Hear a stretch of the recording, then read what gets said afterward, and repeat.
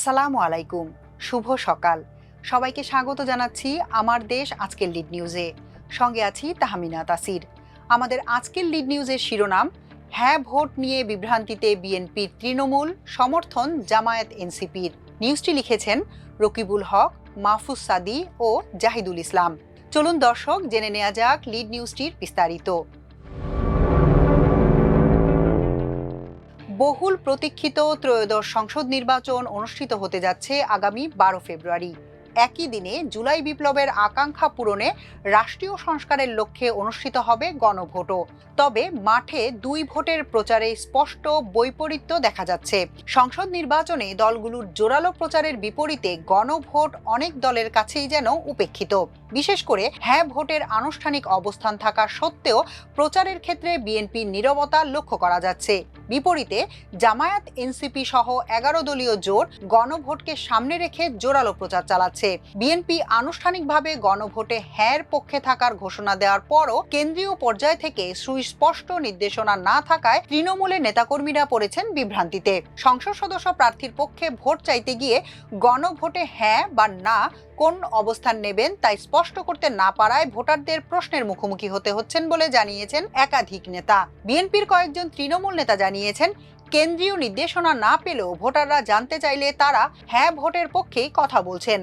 অপরদিকে গণভোট নিয়ে জোরালো প্রচারে নেমেছে জামায়াত ইসলামীর নেতৃত্বাধীন 11 দলীয় জোট। প্রতিটি নির্বাচনী সভায় তারা সংসদ নির্বাচনের প্রচারের পাশাপাশি গণভোটে হ্যাঁর পক্ষে ভোট চাচ্ছে।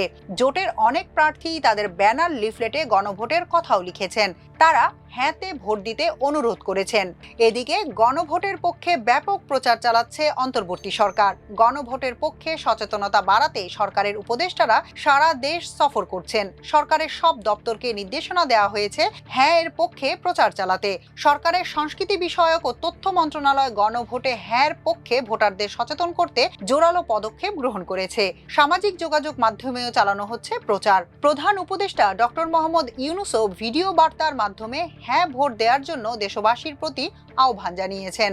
জুলাই আন্দোলনের পক্ষের রাজনৈতিক দলগুলোর সঙ্গে দীর্ঘ আলোচনা করে জুলাই জাতীয় সনদ 2025 প্রণয়ন করে অন্তর্বর্তী সরকার। ওই সনদ বাস্তবায়নে পরবর্তীতে সরকার জুলাই জাতীয় সনদ বাস্তবায়ন আদেশ 2025 জারি করে। ওই অধ্যাদেশের আলোকে গত 11 ডিসেম্বর ত্রয়োদশ সংসদ নির্বাচনের তফসিল ঘোষণার সঙ্গে সঙ্গে গণভোটেরও তফসিল ঘোষণা হয়। তফসিল অনুযায়ী সংসদ নির্বাচনের দিনেই একই সঙ্গে গণভোট হবে। তফসিল ঘোষণার পর সংসদ নির্বাচনের প্রচারে বিধি নিষেধ থাকলেও গণভোটের প্রচারে আইনত কোনো বাধা ছিল না। এ সময় জামায়াতে ইসলামী জুলাই আন্দোলনের নেতৃত্ব দানকারী ছাত্রদের নতুন দল, জাতীয় নাগরিক পার্টি সহ বেশ কয়েকটি দল গণভোটে হ্যাঁর পক্ষে প্রচার চালালেও নীরব দেখা গেছে বিএনপিকে। বিএনপি চেয়ারম্যান তারেক রহমান নির্বাচনী প্রচার শুরুর দিন দেশের 7টি জেলায় জনসভায় বক্তব্য দিলেও কোথাও গণভোটের প্রসঙ্গ তোলেননি। গতকাল মঙ্গলবার সহ 6 দিনে আরো অন্তত 10টি নির্বাচনী জনসভায় অংশ নিলেও কোথাও গণভোট প্রসঙ্গে নির্দেশনা পাওয়া যায়নি। সারা দেশে বিএনপির প্রার্থীদেরও তাদের প্রচারে হ্যাঁ ভোটের পক্ষে কথা বলতে দেখা যায়নি। তবে কয়েক জেলার বিএনপি নেতারা দাবি করছেন তারা দলীয় সিদ্ধান্ত অনুযায়ী গণভোটে হ্যাঁর পক্ষে প্রচার চালাচ্ছেন।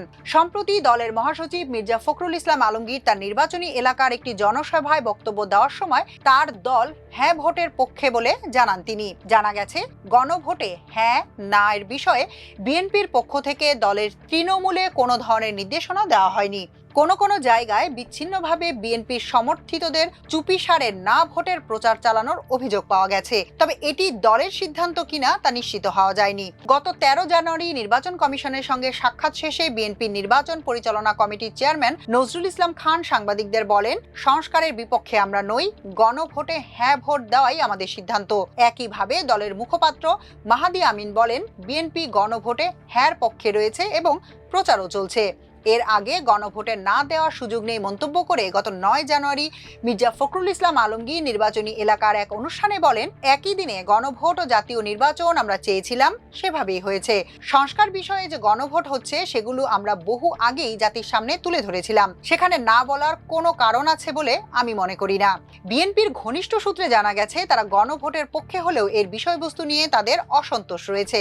দলটির দাবি, তারা যে জুলাই সনদে সই করেছিল গণভোটে তার প্রতিফলন ঘটেনি। বিশেষ করে তারা যেসব নোট অফ ডিসেন্ট দিয়েছিল তা গণভোটে আমলে নেওয়া হয়নি। গণভোটের প্রশ্নগুলো নিয়েও দলটির এক ধরনের আপত্তি রয়েছে, যার কারণে দলের কেন্দ্রীয় নেতৃত্বের ইঙ্গিতে মুখে হ্যাঁ ভোটের কথা থাকলেও প্রচারের ক্ষেত্রে নীরব ভূমিকা পালন করছে তারা। হাতিরঝিল থানা বিএনপির যুগ্ম আহ্বায়ক আকরাম হোসেন টুটুল জানান, গণভোটের বিষয়ে তারা এখনো দলের কেন্দ্র থেকে কোনো নির্দেশনা পাননি। কুমিল্লার বুড়িচং উপজেলা বিএনপি সাধারণ সম্পাদক কবির হোসেন বলেন, জেলা ও কেন্দ্র থেকে এখনো পর্যন্ত গণভোটের হ্যাঁ বা না কোনোটির পক্ষেই প্রচারের নির্দেশনা তারা পাননি। তারা শুধু ধানের শীষ প্রতীকের জন্য সাধারণ জনগণের কাছে ভোট চাচ্ছেন। তবে জেলার হোমনা উপজেলা বিএনপির সভাপতি মোহাম্মদ মহিউদ্দিন দাবি করেন, তাদের দলের মহাসচিব হ্যাঁর পক্ষে প্রচার চালাতে বলে দিয়েছেন। বিএনপির স্থায়ী কমিটির সদস্য সালাউদ্দিন আহমদ বলেন, আমরা সংস্কারের পক্ষে, আমরা জুলাই জাতীয় সনদে স্বাক্ষর করেছি। স্বাক্ষরিত জুলাই সনদ বাস্তবায়নে প্রতিশ্রুতিবদ্ধ। স্বাক্ষরিত জুলাই সনদ পরে পরিবর্তন করে এতে অনেক কিছু অন্তর্ভুক্ত করা হয়েছে বলে অভিযোগ করেন সংস্কার কমিশনের সঙ্গে আলোচনায় বিএনপির পক্ষে নেতৃত্ব দেওয়া দলের এই প্রভাবশালী নেতা। এদিকে বিষয়টি নিয়ে নির্বাচনী মাঠে বেশ সরব জামায়াতে ইসলামী ও এনসিপি সহ 11 দলীয় জোট। নির্বাচনী প্রচার, গণসংযোগ ও সভা সমাবেশে দলীয় প্রতীকের পক্ষে ভোট চাওয়ার পাশাপাশি গণভোটে হ্যাঁ বিজয়ী করার আহ্বান জানাচ্ছেন তারা। দলীয় নেতা ও প্রার্থীদের হ্যাঁ ভোটের পক্ষে ব্যাপক তৎপরতা দেখা যাচ্ছে। দলীয়ভাবে নানা প্রচারের পাশাপাশি ডিজিটাল ও সামাজিক মাধ্যমেও চলছে প্রচার কার্যক্রম। জামায়াতে ইসলামীর আমির ডাক্তার শফিকুর রহমান তার প্রতিটি নির্বাচনী জনসভায় দলীয় প্রতীকের ভোট চাওয়ার সঙ্গে হ্যাঁ পক্ষে ভোট চাচ্ছেন। বাংলাদেশ খেলাফত আন্দোলনের আমির মাওলানা মামুনুল হক তার নির্বাচনী জনসভায় বলেন, রাজনৈতিক দলগুলোর প্রতি আমরা বলতে চাই, শহীদদের প্রতি যদি ন্যূনতম ভালোবাসা ও শ্রদ্ধাবোধ থাকে তবে মন থেকে হ্যাঁ ভোটের পক্ষে থাকুন।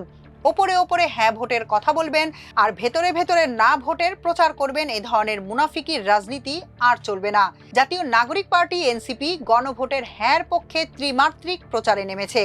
তারা জনসচেতনতা তৈরিতে সামাজিক মাধ্যমে ভিডিও, ফটোকার্ড প্রকাশ, লিফলেট সহ নানা ধরনের প্রচারপত্র বিতরণ এবং বক্তব্য বিবৃতি প্রচার করছে। এতে জুলাই গণ অভ্যুত্থানের আকাঙ্ক্ষা বাস্তবায়নে, রাষ্ট্র সংস্কারের পক্ষে এবং ফ্যাসিবাদের বিপক্ষে শক্ত বার্তা দিয়ে হ্যাঁতে ভোট দেওয়ার জোরালো আহ্বান জানানো হচ্ছে।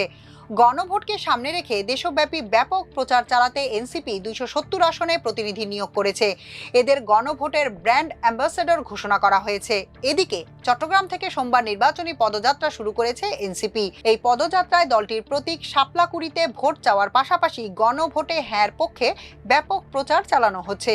পদযাত্রার গাড়িতেও হ্যাঁ ভোটের স্লোগান লেখা হয়েছে। দলটির ফেসবুক পেজের পোস্টে বলা হয়েছে, নতুন চোখে বাংলাদেশ দেখতে গণভোটে হ্যাঁ বলি, মার্কা এবার শাপলাকলি।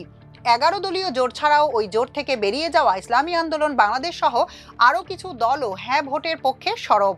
তবে সরাসরি না ভোটের পক্ষে অবস্থান নিয়েছে বিগত 15.5 বছরের ফ্যাসিস্ট শাসনের সুবিধাভোগী জাতীয় পার্টি।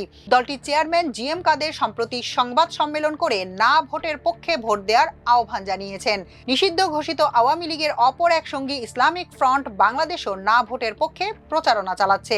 দলটির চেয়ারম্যান সৈয়দ মুহাম্মদ বাহাদুর শাহ মোজাদ্দেদি নিজেদের মুক্তিযুদ্ধের সপক্ষের পক্ষ দাবি করে গণভোটে না ভোট দেওয়ার কথা বলেছেন।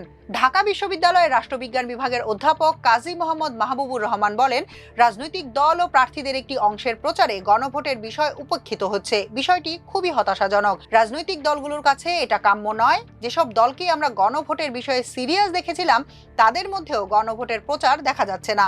তারা গণভোটের চেয়ে দলীয় প্রতীকের পক্ষেই ভোটকে বেশি গুরুত্ব দিচ্ছেন। এখনকার মতো এ পর্যন্তই। সবাই ভালো থাকুন, সুস্থ থাকুন আমার দেশের সঙ্গে। চ্যানেলটি ভালো লাগলে সাবস্ক্রাইব করুন। আল্লাহ হাফেজ।